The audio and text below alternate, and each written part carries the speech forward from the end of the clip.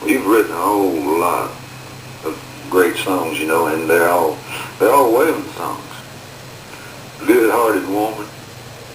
Yeah, well, that's woman. You said it wrong. You said you call it good-hearted woman. Woman. It's woman. And that's Southern Ohio, right? That's Southern Ohio. What do they say? Booze and pooch. Let's go fishing. Fishing. And songs like Get something deep. Get something deep. Yeah. And I particularly like I Don't Think Hank Done It This Way. Is that the way you felt at the time? And where that came from, it's like, I don't know, but I think I've heard Johnny Darrell say that one time. I don't know, maybe I said it to him or somebody said it to somebody and I was around, you know. And I kept saying it because, when everything would go wrong on the road or something, like the bus would break down or something, you'd say, oh, you sure Hank done it this way, you know. Because, when everybody comes to town, even to this day, a new artist comes to town or something, like he wants to, like he hears all these stories, these great stories about Hank Williams and how Hank was and how he did it, and they think that's the only way to do it, which ain't necessarily true. But, I tried to update that, or backdate that one time, and I was in Canada.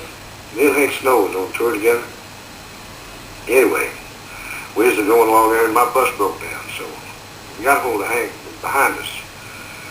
He came along, and he rolled up beside us, and so I got in the bus, and I thought I'd be real clever, And it's hard to be clever with Hank sometimes, you say. Yeah, he misses a lot of humor. Sure, I said, Hank, are you sure old Jimmy done it this way? Hank didn't like it. Man laughed for just a minute. And then they quit, too. You and Hank Jr. did probably one of my favorite records. Knocked Me Out. It was a magic record. We wrote that together, too, with him, Richie. It's called A Conversation. How did that come about? I tell you, It sounded like ad-lib. It sounded like it really was just a conversation. Well, actually, that's the way we wrote it. I had it started, and like Hank had given me a pair of his daddy's boots, and I actually started out talking to the boots, And then when Hank came along, we changed it around, made it a conversation between me and him, and it really turned out good. I tell you what's weird though, is we recorded that song like 3 or 4 different times, and the take you hear is actually the first take on the last time. But we recorded it a couple of times in the American studio, down there. And the cellophane came off of the tape and it stretched one time and it wasn't no good. And one time we just, I think I was in Tuesday and he was in Thursday or something like that, and it didn't come off. And I got to wondering, Hank wasn't getting involved in that a little bit, Hank was up there somewhere saying, no, that's not it. No, not it yet, boys. Just keep going. We'll get this thing right. And, you want to hear my boot stories, though? I want to hear the boot story. All right, well, this is the truth. First, I want to know, do the boots fit? Yeah. You knew I tried them on, didn't you? I was wearing them one night, and I have had studios closed down when they find out that they said, is he wearing the boots? We're broke down for repairs. They said, yeah. One night we was in an American recording there, and here comes Tom Burke. He said, Chief, better get them boots off. Better get them boots off. And I said, what do you mean? He said, something terrible. And I said, what do you mean something terrible? He said, better get them boots off. It's bad. And I just bought a new Eldorado. He said, you know I do new Eldorado with yours? And I said, yeah. And he said, there's a tree on it out there. And I said, aw. And when I turned the lightning, it struck his tree. It was all over my car, man. I mean, that tree was all over it. I went out there and one of the guys standing there, I said, lift that branch up a little bit. And I got in and I backed it out and there wasn't a scratch on it to this day. You can see, you can look at it now. Well, that's number one. And about a month later, these are the last few times I wore them, by the way. I was sitting in the office and some friends of mine were there and we was talking about them boots, and I had them on. I had them up on the desk and just really leaning back, smoking a cigar. And all of a sudden, all the pictures on one side of the wall came off into the floor, And I didn't hear anything to make it happen, but but they did come off and not one of them broke, So Jesse, she says, he ain't wearing any boots no more. He ain't wearing any boots no more. So I ain't been wearing them here lately. I put them in the museum and got started. They're safe behind glass. I don't know if I was you. I don't know if I walk into that museum too much. Where's that located? It's down here on in the where the Wax Museum is. Right. It's upstairs. Right across the street from the Country Music Hall of Fame. Right there. That's exactly where it's at. Yeah, I got a lot of things, good things in there. It's got what else you got in it? Well, I got some guns that Hank Jr. gave me, one of his dad's guns. I got, of course, the boots. I got a walking cane that Andrew Jackson made, and gave to a friend of his. And Jesse got it for me for my birthday, right before they put it into a museum, And then I got the gun. This is going to really impress you, Bear. If it don't, you ain't got no soul. All right, whip it on me. All right, I got the gun that Alan Lance used in Shane. Oh, really? Yep, and his son gave it to me. And it's the real one. It's even still got some of Alan's dirt on it. You notice I used that first name basis stuff. But I'm proud of that. You need to take that gun and walk up behind Jack Palance sometime and say, don't move, I got you covered. I wonder if you have an old what was his name? I can't remember what Alan Ladd's name was. Oh, Shane, yeah. Shane. Yes. It's brain damage. Also, I told you I've been out of it for a few years. The original mud wrestling. That's it. You choke yourself to death. Don't want your nasty kisses. And don't tell me no more lies. Get your tongue out of my mouth. I'm kissing you goodbye. That's my latest endeavor, you should call it, That will never make it on the top 40 country radio, I gotta tell you. Yeah, but you have a new Bob McDill song. That, I don't know if I know all that. Well, sing what you know. Just, all right. I really like it. Whatever gets you through the night. Yeah. Whatever makes everything all right. I'm not the one to judge you, see. What you do's all right with me. Whatever gets you through the night. Some like cars and fancy clothes. Some live fast and some live slow. Some spend a lifetime searching for truth. Some come to church in a three-piece suit.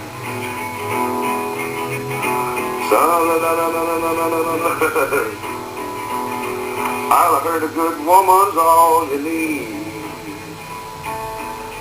Then I heard some guys need 2 or 3. Some gonna save the world, I'm told. Some just want to rock and roll. McDill's great, Bob McDill is probably one of the great American writers that get right down to the nitty-gritty. He makes a circle. That's what I always say. Completes a story. The best songs he ever wrote is Good Old Boys Like Me, Don Williams recorded.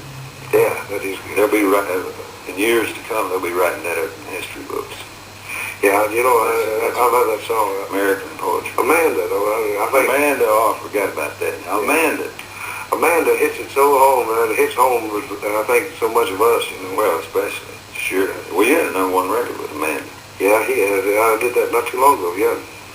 Yeah. Waylon, you talk about it, and there's been a lot of publicity on your problem with drugs. Mm-hmm. And, of course, now you're clean, you're healthy, you're looking good, feeling good. But how did you handle that? Well, it handled me for 21 years, I was on drugs really for 21 years straight, and just maybe a month or two, and I found out, we was talking about, are you sure Hank done it this way a while ago, and I think maybe I thought that too, when I came to town, like I'd heard, like everybody wants to be like the hero before, and but I can really tell you that the worst thing in the world, you don't need that, because if you got the talent, like all that does is slow you down. It slows it down. I could have a lot of things, I thought I was doing good, and it was taking twice as much time to do it, and like I was having to do it over, Besides what it does to your family, and the people around you care about you and see you, it's nothing but self-destruction. I'd never do it again. I mean that from every angle, because I've thought about it, completely. And It's just like 2 months, and that I've been loose from it. You know, and I've never been happier, and I've never felt better. I actually thought I wore every working part out, you know, when I decided to quit. How'd you go about shaking?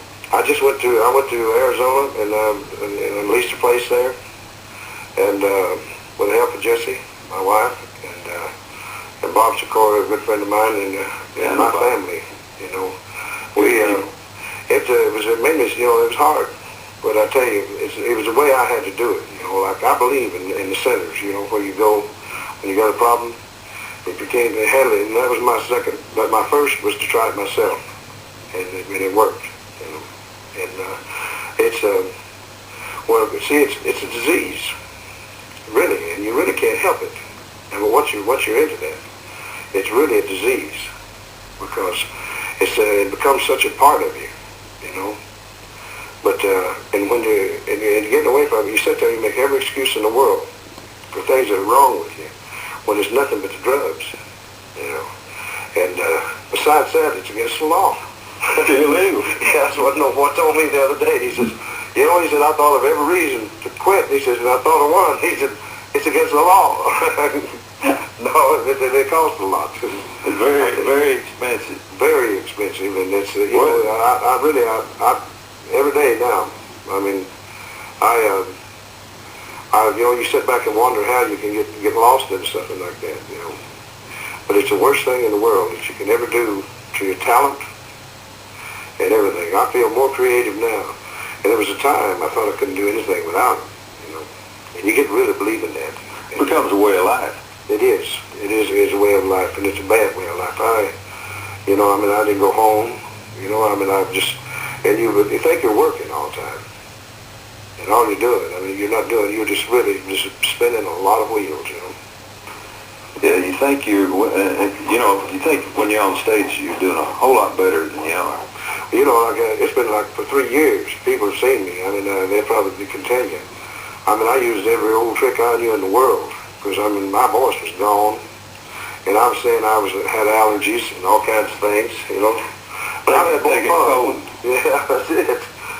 You know what, I mean, I've had more fun playing and singing and performing now. And I got to where I would watch my watch and everything while I was out there, because it was like paranoia. And to put up with that, I don't know, you know. I guess it takes a pretty dumb fella, and I was right up there with the top of it, you know. Well, it's like you say, it's expensive too. How much do you think it would cost a day to keep rolling? Like it was costing me $1,500 a day at least.